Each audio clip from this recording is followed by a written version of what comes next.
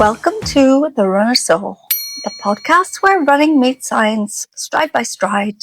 I'm Sharon, your resident podiatrist, runner, and unapologetic foot nerd. So we've arrived at episode 5, and today it's all about healing the heel. We're going to look at treatment options that actually work. Okay, so let's lace up and let's dive into today's stride. We've already covered what plantar fasciitis is, why it happens, and how to recognize it. But here's the million-dollar question. Once you have it, how do you get rid of it? Well, today we're going to tackle treatments. Everything from what you can do at home to what you might need help from a podiatrist or a professional or a physiotherapist, to the advanced options that are out there for the tough cases, like surgery. But we try and avoid that. So stick with us. We're not going to talk about surgery. We're not going to be talking about any of those nasty things. We're going to give you things that really work. So that's what we'll talk about today. We'll only talk about things that really work. What doesn't? And how to choose the right path for your body. And, of course, your running goals. Let's start with a scene that many of my patients describe to me.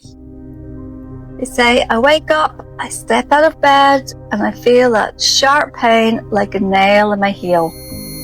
I hobble to the bathroom, limping, and by mid-morning, after moving around, it eases a little bit. But then later on in the day, especially after a run or a long shift on their feet at work, the pain just suddenly roars back. Ouch! And you think, okay, maybe I'll just stretch it, I'll ice it, or I'll buy some new shoes, but nothing seems to stick. Does this sound familiar to you? Well, if it does, you are not alone. Studies show that up to 10% of runners will experience plantar fasciitis at some point. And treatment is often trial and error because everyone's body and training load is different. And here's the truth I tell every patient. Healing plantar fasciitis, it's not about a magic shoe, a magic wand, or a one-time stretch, or even the fanciest therapy.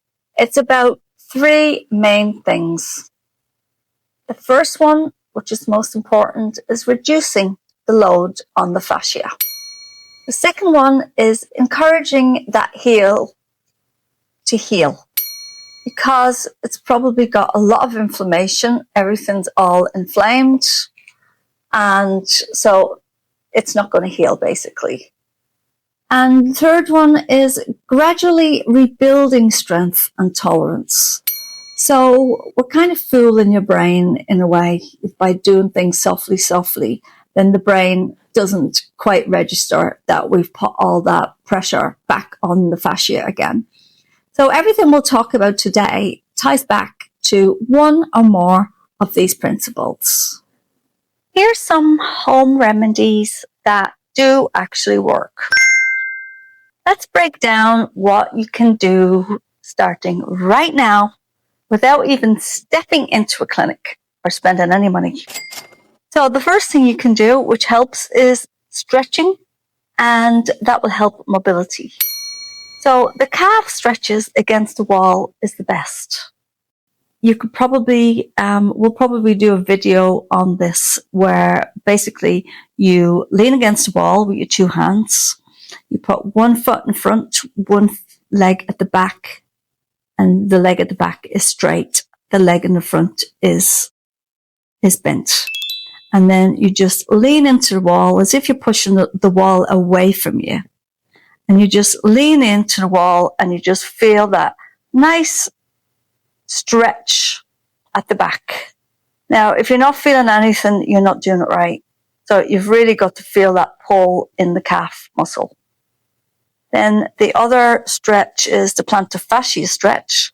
So if you get your toes, your whole hand, and put your hand on your toes and then just pull your toes back towards you with your hand while you're seated. And that's also a good one for in the mornings before you get out of bed. Now, these are not just all wives' tricks. Research shows consistent stretching reduces morning pain and helps tissue mobility. Also, your footwear choices. That is a huge thing.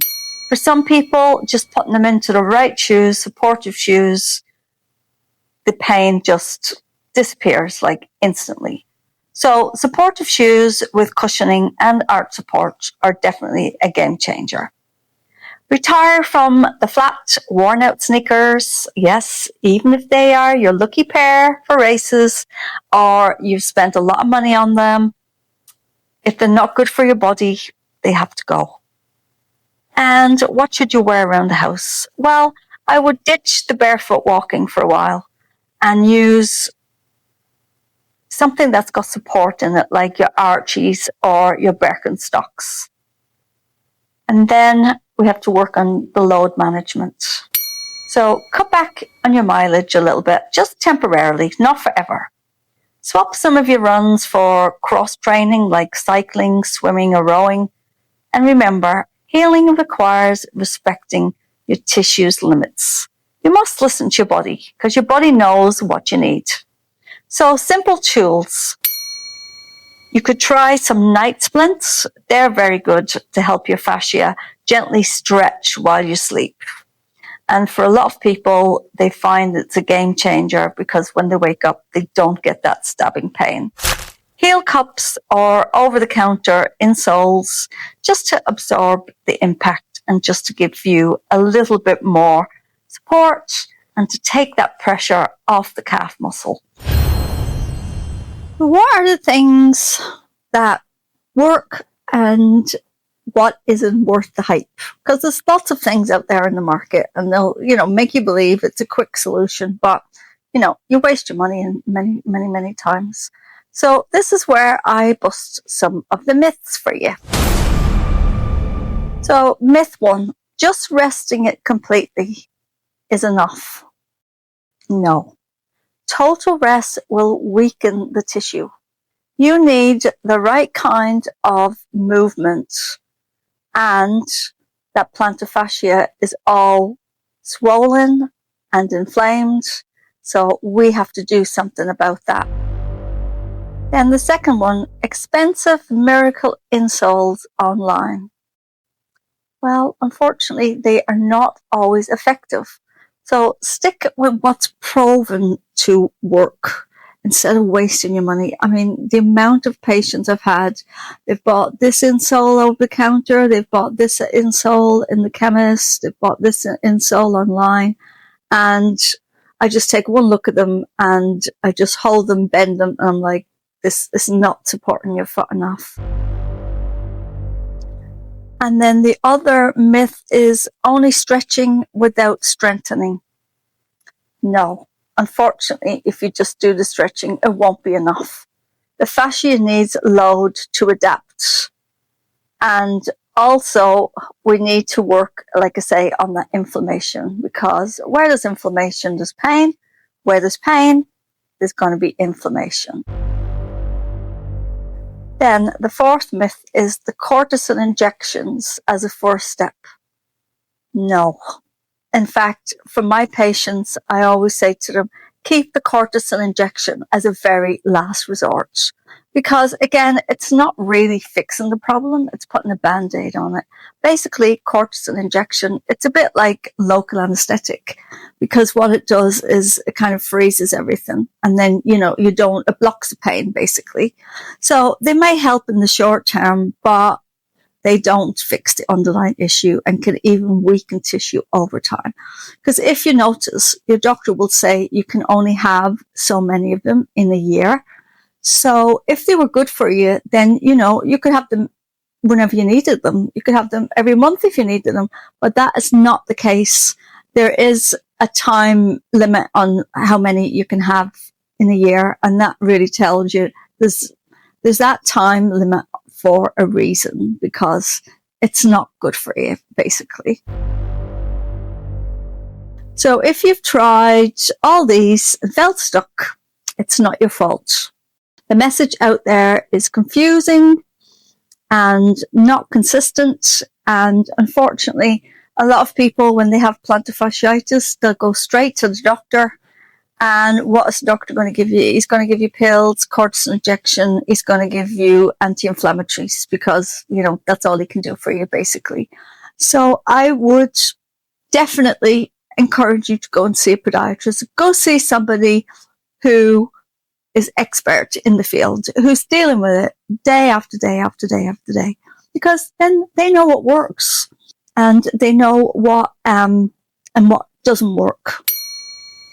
So that is definitely my advice. Because of course you could go to the doctor, if you had toothache, I'm sure the doctor could take your tooth out. But would you go to the doctor to take your tooth out? No, you wouldn't. You would go to the person who does it all the time.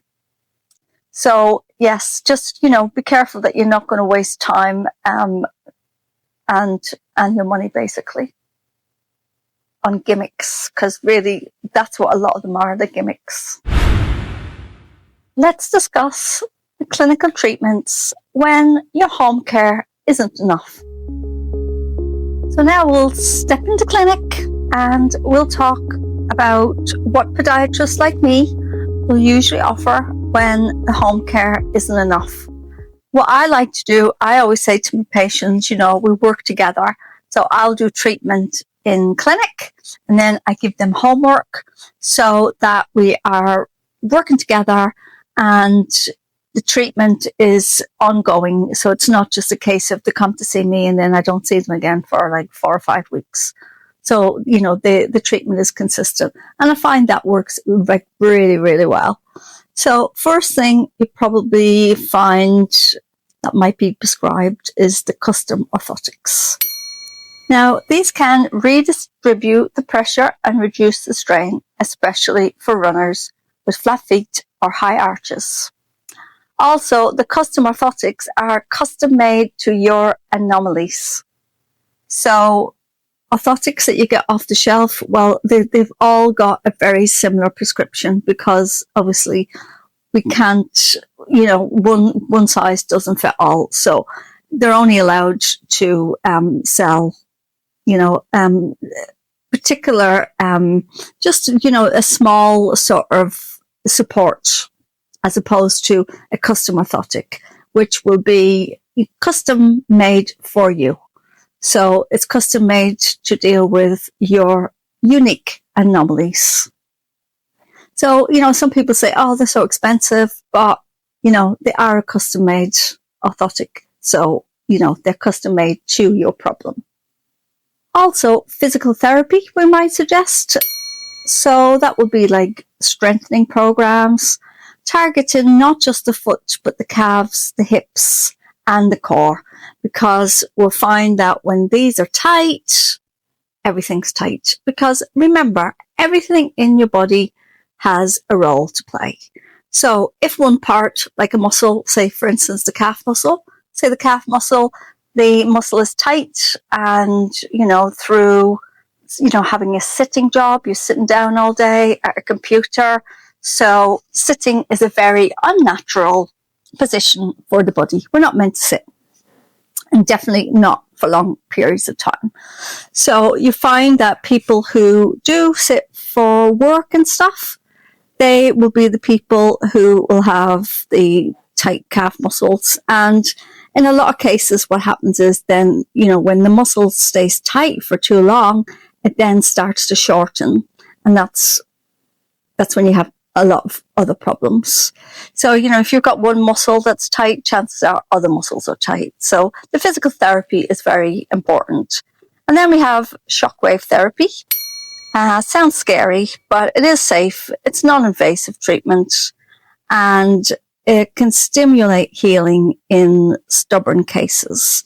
Of course, there is a cost for this because, it is a separate machine. And it does take extra training to use it. And, it'll be something similar to, what they might have in clinicals and hospitals and stuff. And then the other thing that I like is the dry needling or acupuncture. You might be able to relate more to it as acupuncture. It's not quite acupuncture. Dry needling is a little bit different. And this can really release tightness in the calf muscles and really improve the blood flow. And, some studies have shown that you may need probably like 10, 15 treatments of normal treatment as opposed to maybe 3 or 4 of the dry needling. So I actually love doing dry needling for very stubborn cases in plantar fasciitis. The only downside is there is a little bit of discomfort, a little pain, not lots of pain, but there is a little bit of pain, and that puts people off. So as soon as I mention dry needling, they're like, no way. But it's definitely worth a try. It's brilliant. I love it. And then we have the taping, which is temporary, but often immediate relief option. It helps support the fascia, takes the load off, and it puts your foot into that sort of more neutral positioning. And, if you've got that flat foot, etc., then it can really support things and put things sort of back into alignment. But the downside is it is only temporarily. And so, after a couple of days, after a few showers, even one shower, you'll find that the taping will become loose. So yes, there are advanced options for the rare cases that linger, like platelet-rich plasma, injections, or surgery. But these are exceptions, not the rule. And unfortunately, a lot of people just want a quick fix. So they go to the doctor refers them, and then of course the orthopedic surgeon sees you, he rubs his hands together and he's like, yay, I've got somebody to operate on. And, then people are very disappointed because they expect this to be a quick fix. They expect to go in, have the operation, come out, it'll heal, and then everything will be back to normal. No, it's not going to be back to normal. And unfortunately, do bear in mind that when you go for the surgery option, there is no coming back from surgery. At least with the taping, we can put tape on, we can take it off. We can give you orthotics, we can take them away. We can give you shock therapy. It's not like it's going to be like long term. We can give you dry needling. Again, it might be a little bit ouchy, but again, no long-term effects. It's purely natural. But unfortunately, if you go for the surgery option, we can't undo that surgery.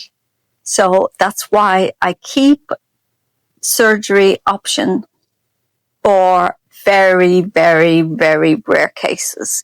And I have to say, in 20 years of dealing with plantar fasciitis, I have never, ever referred anyone for surgery because usually I can fix it. I mean, obviously there's a bit of work involved, and I always say to my patients, well, look, I'm going to give you some homework, and if you promise to follow the homework, I can promise you I'll get rid of your plantar fasciitis. And like I say, I've never had a case where I haven't been able to fix it. There are some patients who, they'll come and they'll say, have you been doing your exercises? Oh, when I remember. So I know that when I remember really means no. And sometimes I have to give them tough love. And so sometimes they do have to get a kick up the bum. And I say to them, this is tough love here. We're not going to tell you what you want to hear. We're going to tell you what you need to hear. And so, yeah, tough love. You've got to do the work. You've got to do the work. Like anything, if you don't do the work, then you don't get the results. What we want for you is to build you back stronger than ever. Here's the part many people miss. Healing isn't just about getting pain-free today. It's also about preventing it tomorrow. So you've heard people say prevention's better than cure. Well, it's so much easier to prevent something from happening than to try and fix it when it does happen. And that usually means gradually returning to running with a strength foundation. And we can do this by doing regular calf raises, toe yoga, yes, lifting the big toe and the little toe separately, balance drills, and progressive plyometrics once the pain is gone. So think of it this way. Plantar fasciitis often happens because the fascia was overloaded. So it's been overworked. If you came back without changing anything, boom, it could come right back. But if you strengthen the system, you don't just recover, you level up and you heal. And that's what we want.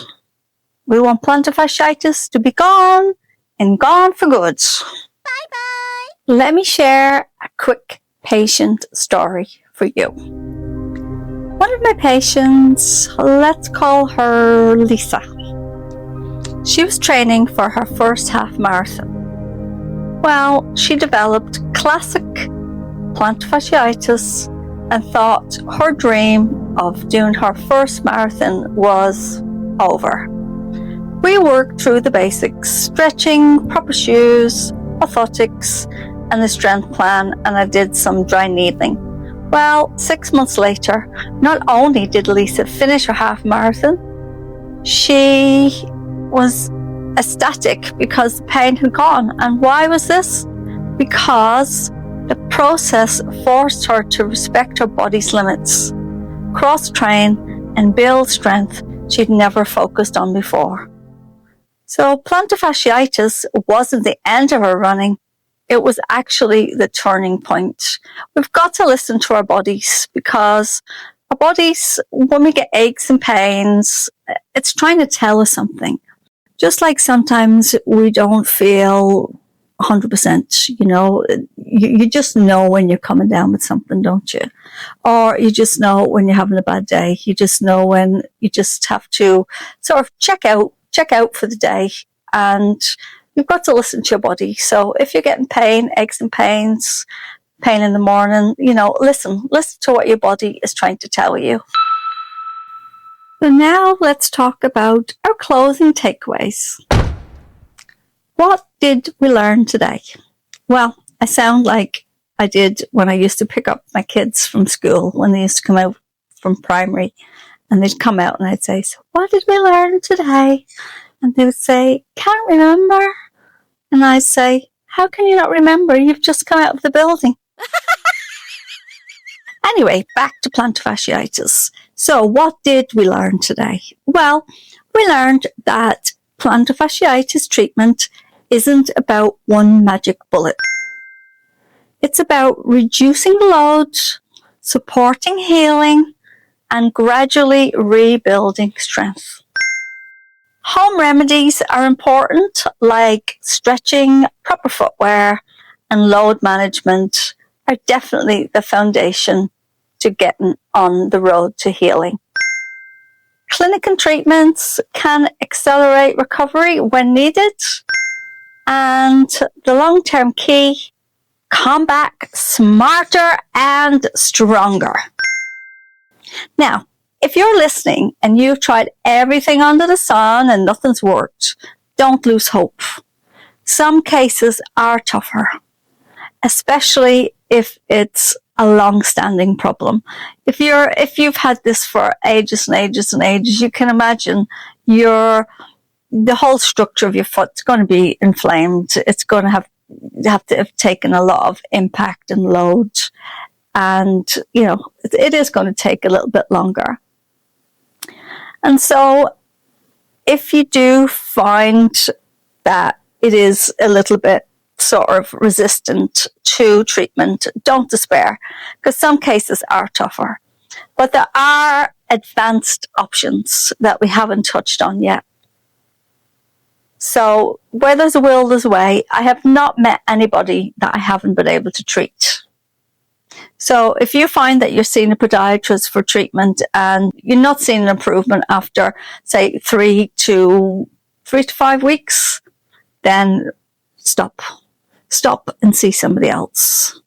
And I also give one-to-one consultations, so you can go on our website and you can book a consultation. You see what's available, see what's left, and we can have a Zoom call. And because every case is different, every person's unique, so we can have a chat about different things that you've tried, how long the problem's been going on for, and I can actually, see your foot and ask you to do a few little tests as well.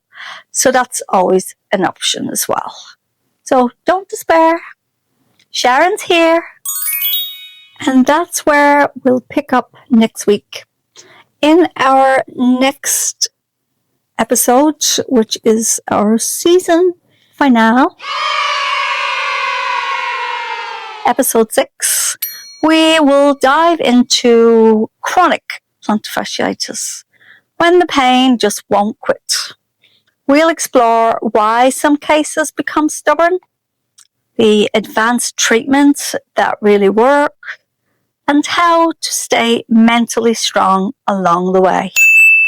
Since today we covered simple home treatments, episode 6 will bring everything together with our Runner's Toolbox Kit. Practical, meaningful tips you can use every day to support your recovery and take your running to the next level. You won't want to miss it. It's the perfect way to close the season. So don't miss us, because even if you're not in that boat right now, just being armed with that information, just the knowing what's out there, could be the difference between giving up and getting back to the run that you love. And hey, I'd love for you all to join our community on Facebook. It's a great place where you can share your stories, connect with real people like me, and keep the conversation going beyond the podcast. I'll drop the link in the show notes so you can join us there. Till then, run smarter, not harder. See you all next week.